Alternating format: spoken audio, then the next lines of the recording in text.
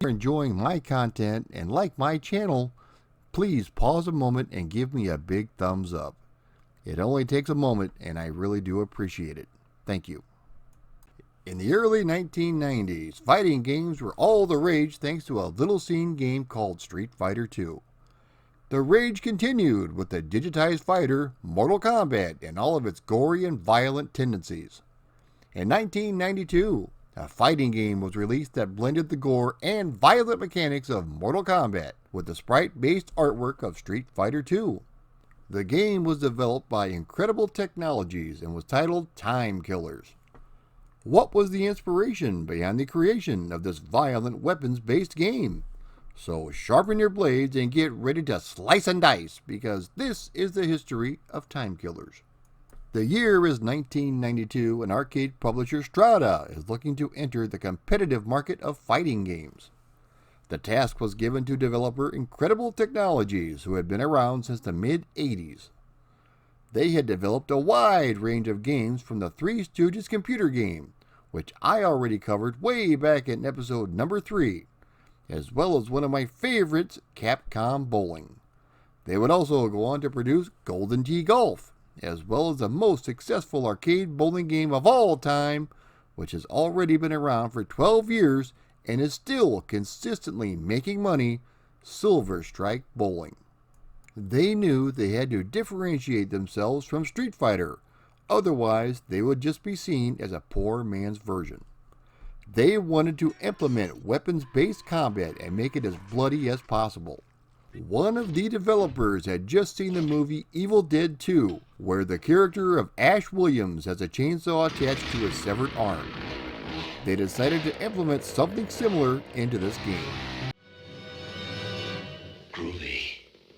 Since the game was already going to be bloody and violent, they decided to go one step further and allow you to sever limbs off your opponent. The control scheme was also changed to further set itself apart from its predecessors. There are 5 buttons that are used with 1 button for each limb. The bottom 2 buttons are for each of the legs.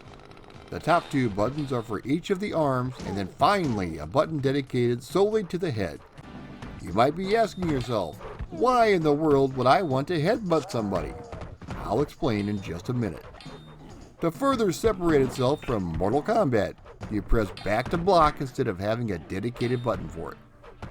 You can perform strong attacks by pressing both limb buttons together at the same time. With a strong enough attack, and if your opponent is weak enough, you can actually dismember them. Obviously, when this is done, they can no longer attack with that limb. So now, why in the world would you actually have to headbutt your opponent?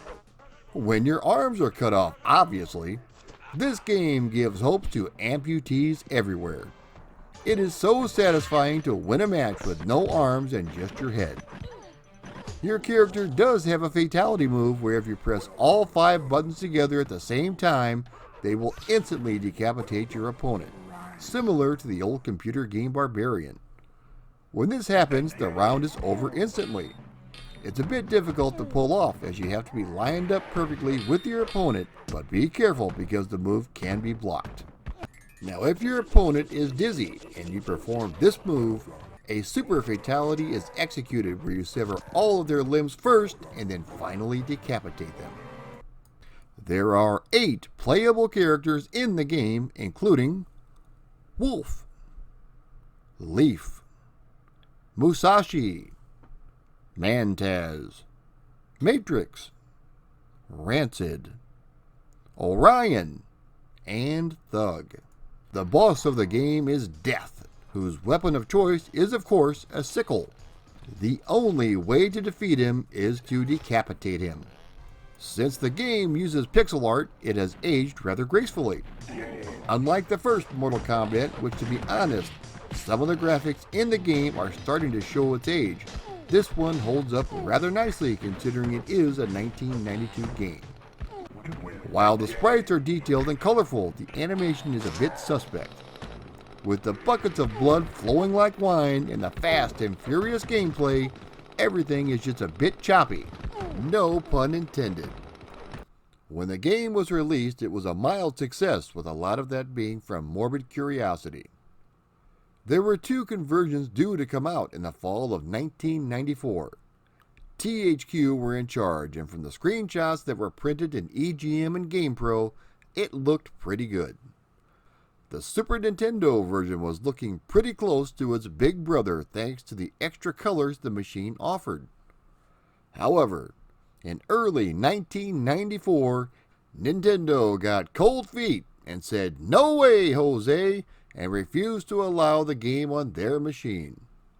This was before Mortal Kombat 2 came out in the fall of the same year, which was completely uncensored and full of blood and gore. The Sega Genesis version also hit a snag. A few months later, THQ outright canceled the game even though it was 100% complete. Their official stance was that the game was too controversial. It was later revealed that it was canceled due to extremely low test scores and poor preliminary reviews. 2 years later, Black Pearl Software obtained the rights and released the Sega Genesis version. Was it worth the wait? To be honest, I don't think it's that bad. A lot of people rag on the game, saying how terrible the port is, but to be honest, it feels like the arcade game, and that's what's important. The sprites are large, and while the animation is a bit choppy, so was the arcade game. One thing I noticed right off the bat was the lack of color. The Sega Genesis palette rears its ugly head again with its 64 colors. The backgrounds are nice and detailed with parallax scrolling just like the arcade game. And for all you sick wackos out there, yes, the blood and amputations are here, and they look very good. Now let's talk about the sound effects and music. They are absolutely terrible. Awful, scratchy samples and subpar music actually detract from the gameplay experience. All of the characters sound like they've been gargling with sandpaper.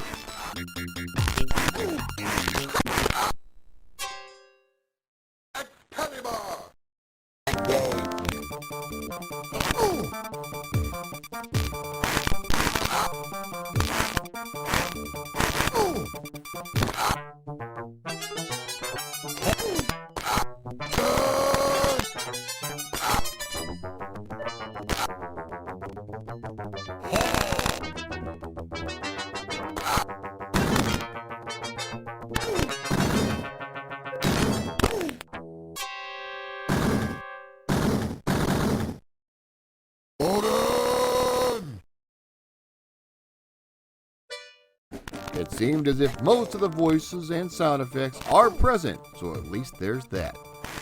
The game did not sell very well in the Sega Genesis due to poor review scores. If you want a fun, mindless action game that lets you lop off your opponent's arms, then this is the game for you. This was one of the first weapons-based games that was later overshadowed by 1993's Samurai Showdown. As always, it's much more fun with 2 players as opposed to 1. So if you and your mate ever want to beat the living tar out of each other, then check this game out. You'll be glad you did. If you liked this video and want to support me on Patreon, please click the link below. Also, be sure to like, share, and subscribe to my content. Leaving a like is very important. I just learned that the more likes I received, the more likely YouTube will recommend my videos to new users. So please, take a moment and smash that like button. Thanks for watching.